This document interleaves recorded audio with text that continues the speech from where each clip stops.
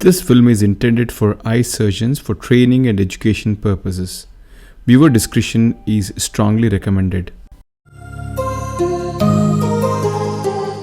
Hi, how do we divide the nucleus when we have a smaller rhexis? And if we want to enlarge the rhexis after phacoemulsification, at what stage would I prefer to enlarge? Is it before putting the lens or after putting the lens? So that's what I would like to discuss through this video, and let's start. So let's begin with the case. She's a 60-year-old lady who has this mature intermittent cataract. The capsule is stained with trypan blue. The chamber is stabilized with a dispersive OVD. These are the standard things which we do for most cases. In this case, I would be deciding whether to continue with a two-stage rhexis or a single-stage rhexis once I know the health of the capsule. So as I begin my rhexis, I realize that the capsule looks to be alright. It is not so tense, and I want to finish the rhexis in a single stage itself. So somehow I couldn't whirl it around. I initially had a plan to whirl it around, try to make a bigger rhexis in the second round of tearing, but unfortunately it couldn't be done. So now I am left with this rhexis which is about 4 mm, and in these situations, what are the things which can go wrong when you're trying to divide the nucleus? So let me pause the video here, and the most important complication that can happen is when you're trying to chop and do lateral separation, you're more likely to tug at the capsulorhexis margin, and that would be a risk for it to tear away. So that is one of the risk factors which one need to be worried about. This is possible especially when you're forced to use a lot of physical force to separate it, especially if you're dealing with a very dense nucleus. However, in this case, the nucleus doesn't seem to be very hard, so let us see how things turn out. So what strategy we are going to use to prevent the stretching of the rhexis margin? The trick here is always to place the chopper as deep as possible and then do very minimal lateral separation maneuvers. See, both the right hand and the left hand maneuver should not go beyond the central 3 mm. And that should be your goal. And even with such subtle movements also, we can break this nucleus. Let's see how it is done. So please note the parameters which will be there on the screen. So I'm going to use the same settings which I use for most cases. That is, for chop setting it will be longitudinal, for quadrant removal it will be torsional energy. The phaco tip is buried into the substance of the nucleus. The nucleus is gently moved up, the chopper goes down vertically and then laterally. The right hand remains stable, only the left hand is moving. The maneuvers are with 3 to 4 times so that we reach down and then the posterior plate is broken.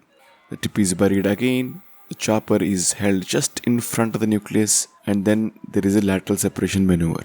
So note, the chopper never moves near the rhexis margin during lateral separation. So there is no contact between the rhexis margin as well as the chopper, and this is very important for us to understand. So if you go and place your second instrument much more deeper, and instead of just making one maneuver, make it multiple maneuvers at progressively deeper planes. So you can divide the nucleus even in an eye where the rhexis has turned out to be smaller.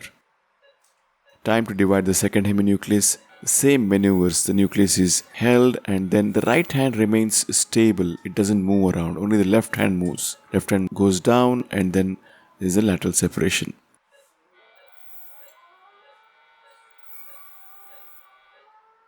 So the fragments all are broken down. Now we have quadrant removal to be done. Settings are changed to the torsional mode, and each of these fragments is maneuvered out of the bag and then emulsified. The second aspect would be, when would I want to enlarge the rhexis margin? So there are two options. One, we can do it after the lens implantation, which is the more commonly done thing, and one technique is where you enlarge before putting in the lens. So as the cortex is being aspirated out, I want to discuss few pros and cons. So usually of late I've decided to enlarge the rhexis before putting in the lens. The reason being, sometimes when the lens is in the bag, the haptics can put pressure on the equatorial capsular bag, and there is a small risk of the tear running towards the equator if the chamber shallows momentarily. So with an empty bag, we don't have this relative risk of being stretched at the equator. So that's the reason I'm preferring to do the enlargement of the rhexis before putting in the lens. So the eye is filled with OVD, a small tangential cut is given with the micro scissors, and then using the Haldipurkar forceps itself, the flap is held and an appropriately sized rhexis is created by tearing it all around. So now we have a rhexis which is about 5 to 5.5 millimeter in diameter, and this should be fine.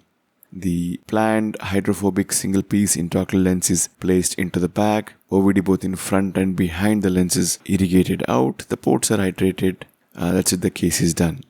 To summarize, through this case we learned how to divide a nucleus when the rhexis is smaller, and number 2, how to enlarge rhexis and what stage to enlarge. So that was it. Thank you for watching and hope you found this helpful.